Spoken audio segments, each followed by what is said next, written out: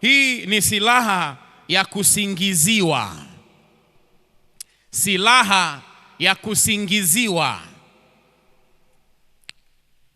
Unajua kusingiziwa yanaweza yakanenwa maneno ya uongo kukuhusu.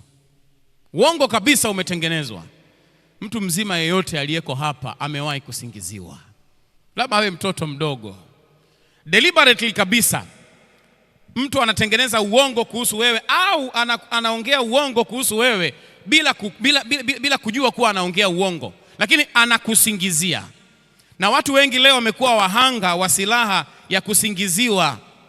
Wakati fulani unatengenezwa uongo kamili kuhusu wewe. Nafahamu watu tumepitia mambo haya kazini, nyumbani, humo mwenye maisha ya ndoa, kwenye mahusiano, kuna kusingiziwa. Au wakati fulani unatengenezwa uongo nusu. Mchungaji Kesh Malehiwa aliwahi kusema hapa, nikapenda statement yake. Alisema uongo nusu ni uongo kamili, ama ukweli nusu ni uongo kamili. Yaani ukweli hauagi nusu, ukweli unakuwa kamili. Kwa unaweza kufanywa uongo nusu, au kuna kusingiziwa kwa kuwa judged with wrong conclusions.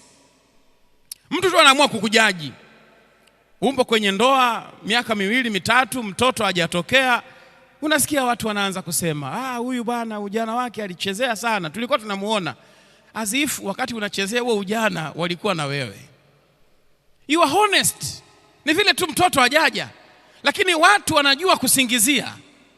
Na hayo maneno ukiyasikia yanaumiza moyo wako. Unasema hivi, ni lini nilichezea huu ujana? Nilichezea netball au nilichezea kitu gani? Ndoa imechelewa.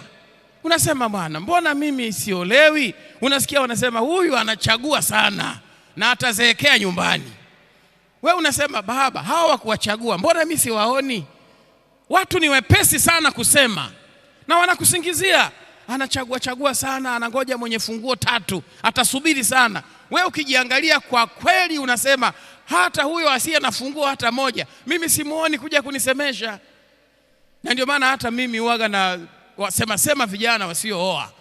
Kwa sababu katika kacha ya Kiafrika, kijana mara nyingi ambaye hajaoa hajaamua. Lakini huwezi ukamsema binti, hata usimfanyie utani binti ambaye hajaolewa.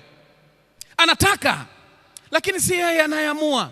Mwingine yuko desperate kabisa, unaanza kusema huyu atazeekea nyumbani, anachagua sijui nini. Ni masingizio.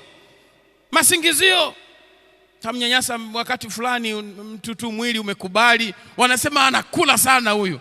Mimi nitakwambia na kakaangu ambaye nafuatana naye, yule jamaa anapiga msosi. Yaani mimi chakula ninachokula yeye anakula hata mara 3. Lakini ukimwangalia hivi, za yoga mnene. Sio kila mnene anakula sana. Unakosesha watu raha. Mwingine anajitahidi, lakini basi ndio imekuja hivyo sasa. Ni masingizio makubwa na madogo katika kila engo ya maisha. Hujaongezewa mkataba pale ofisini, wanasema huyu alikuwa mvivu. Maskini ya Mungu, ni basi tu nafasi hazitoshi na wewe amekutoa. Maneno yanasemwa kule kijijini, mwenzako amejengea nyumba wazazi na hivi, wewe unajaribu unapambana hapa mjini lakini havitokei. Wanasema huyu starehe nyingi mjini. Hizo starehe huwa tunafanya wote rafiki yangu. Ukijiangalia unaona unajitahidi, hata una budget kako unakaweka unakatunza, lakini masingizio